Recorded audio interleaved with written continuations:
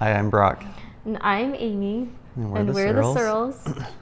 We adopted our son from Colombia, and his name is Alex. I was actually at my daughter's gymnastics recital, which is a really funny place to receive such a strong impression. But I saw another family there that had adopted, and I just was like, oh, I love that. I love adoptions. I love seeing that they had adopted.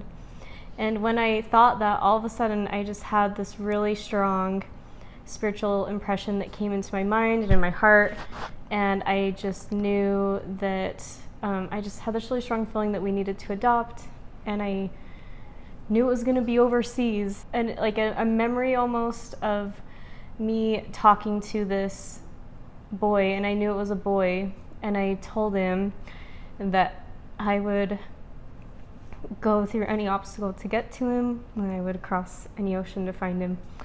And I was totally stunned afterwards. I started getting teary-eyed like I just did, and I just kind of was like, oh, people are gonna think I'm crazy. I'm like crying at a gymnastics recital. Like, it wasn't that emotional. After a month of thinking about it, I decided to talk to Brock to lay it on him. He has 5 kids is a lot. I mean, it was shocking for sure.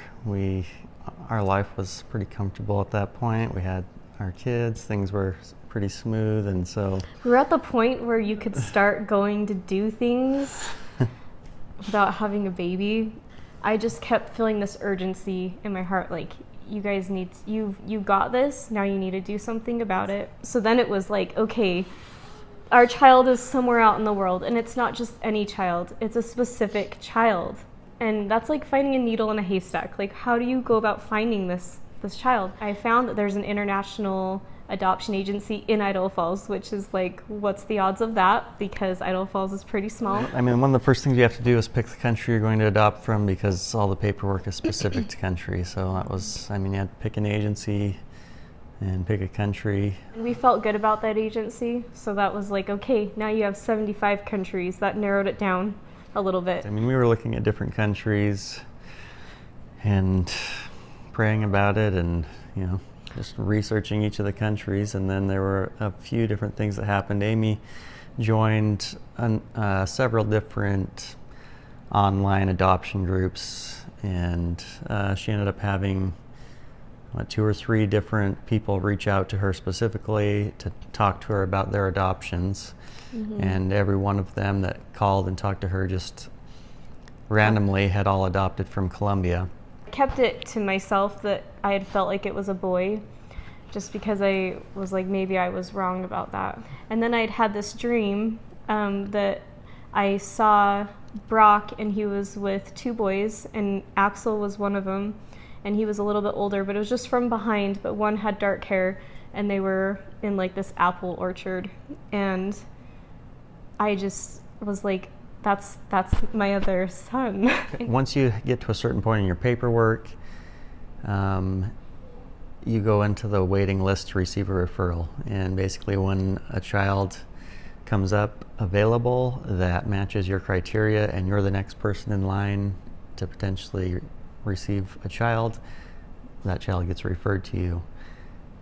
And then there's other children that, if they have challenges or things to where they don't meet anyone's whatever willingness, they go into waiting child's lists and availability. But we received a referral for a little boy, and I remember Brock saying, well, we don't have any reason not to write a letter of intent for him. And we didn't feel super strongly like we didn't feel like this is your son. There was no strong reason not to, and so we just decided to proceed and accept that referral. And ultimately, he ended up getting placed with another family. And I remember thinking, I don't think this was how it was supposed to be. Like, I just remember thinking, like, this child that we're getting I don't think he's gonna have like a bunch of families asking to, because he's supposed to be in our family. And but it was really hard when that didn't work out with that little boy. And I remember talking to this friend that I had made through this adoption group, and I was just pouring my broken heart out to her, and I was like, is this what it's going to be like? Or are we just going to like kind of keep until it happens, and maybe that was God's plan. The waiting child lists are really hard.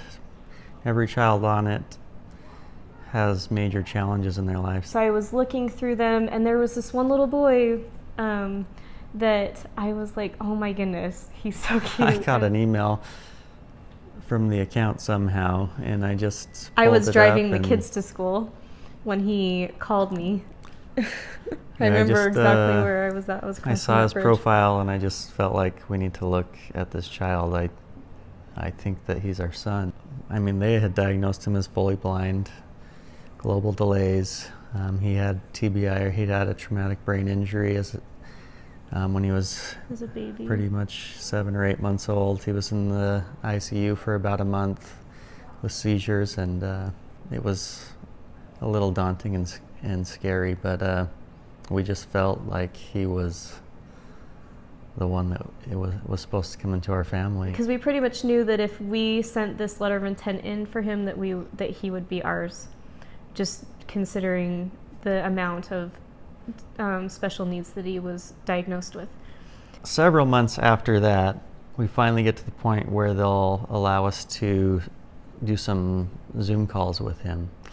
And I think that first Zoom call was really amazing for us. I mean, to see him for the first time, but also just to see, like, we really at that point did not know what his challenges would be, how high they would be. I mean, the paperwork, like we said, was fully blind, major delays, but it was amazing. The first time we saw him, he was walking around this room, grabbing onto the walls, and just happy and a beautiful little boy. And so that was just amazing to see him, and brought a lot of relief to see that he was progressing and growing and walking and doing well. In Colombia, they actually overdiagnose kids so that people don't have this idea of what their child's going to be like, and then they're way worse, like more special needs. They seem to err on the side of caution. Overdiagnosing, so there's a surprise.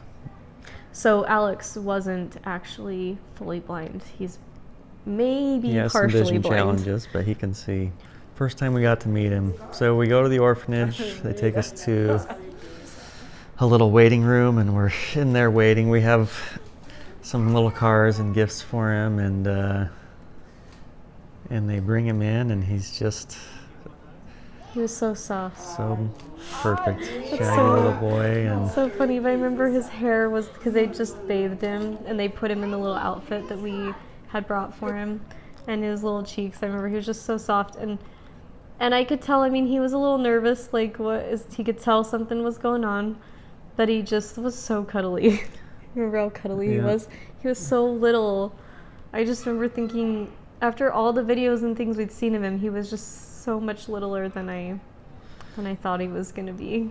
Crazy experience, like you meet your son for the first time, and I mean, you're trying to interact with him, and he was pretty mellow at first, but then he started to get nervous, and he started crying, and I just felt like, this is my son, I need to take care of him. And I kind of picked him up, and he was screaming, and was able to carry him and walk with him outside and just hold him, and knew that he was our son, and was able to provide that comfort of a father for the first time. And he ended up falling asleep in my arms, and was able to hold him and carry him as we finished paperwork, and carry him out to the car. It was so cute. Axel was just like, he was giving him a car, and he wanted to play with him, and Alex didn't have a clue what to do with this car.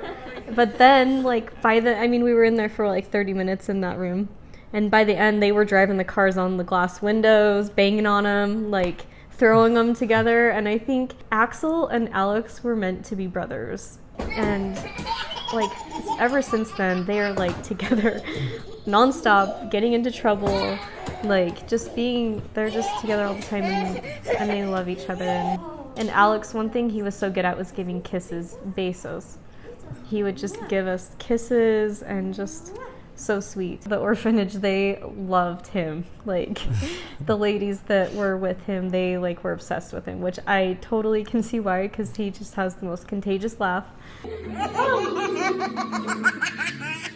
They actually did a professional photo shoot of him that they sent us, and our agency worker was like, this doesn't happen, you know? And I cherish those pictures. So Alex is an active toddler, and he is so happy, has the most joyful laugh.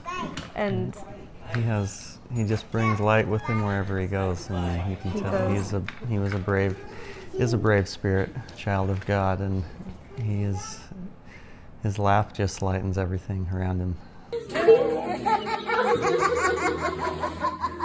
And he's progressing. Like, he's been with us how many months? 5 or 6 months now? About 5 months.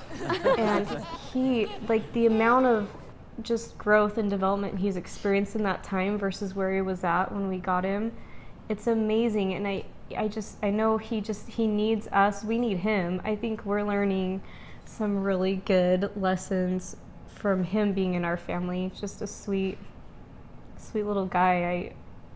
We're grateful. We are able to get him the therapy that he needs to thrive and grow.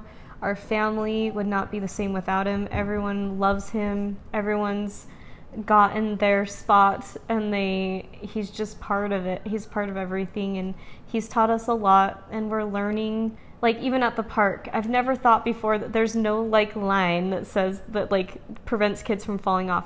But by having him, I'm now seeing things in a different light, and maybe I can have an impact on the community to help other kids that have vision problems because I have Alex, because I never would have thought about that before. And so I just am grateful that he's opened up our lives in so many ways and really brought compassion to our hearts. So he's thriving. He's bonded really well to our family. Mm-hmm. We have bonded to him, and we love him. It's like he's always been a part of our family because he always has. And we're learning from him, and he's learning and growing, and we're just very happy to have him here with us. It's a long process, and there's miracles that speed things up, and there's miracles that slow things down. And if anyone else that's going through the adoption process, there's challenging times, but just trust the Lord. It'll work out. What I would say to someone who's considering adoption is that it's a wild ride, and it's hard, but it is so worth it. And something that has always been big on my heart is that a child that is adopted, or a child that is birthed to you, because we have 2 adopted kids, 3 biological kids, that it is the same. The love that you have for them is the same. And you go through challenges with any of your kids, and it's just like, what is the best path for this child? If you feel like that you need to adopt, that you just go forward in faith, because God's going to lead you to whoever it is that's supposed to be in your family. The point I would make, God loves all of his children the same, and we have the capacity as well to love the same. Our children, like we've said, have come through birth, have come through adoption, and the love that I have for each of them is just infinite. It's the same love. And I know that anyone out there that's considering adopting, I would just strongly encourage you to move forward with faith. God will guide your steps. He'll guide your path. There are challenges. It's not easy, but he'll be by you, and he'll help you. He'll help you have love in your heart, and he'll bring joy to your life. I feel like your heart just grows, and you don't have like this much heart that has to be cut into each child, but your heart just expands with each child.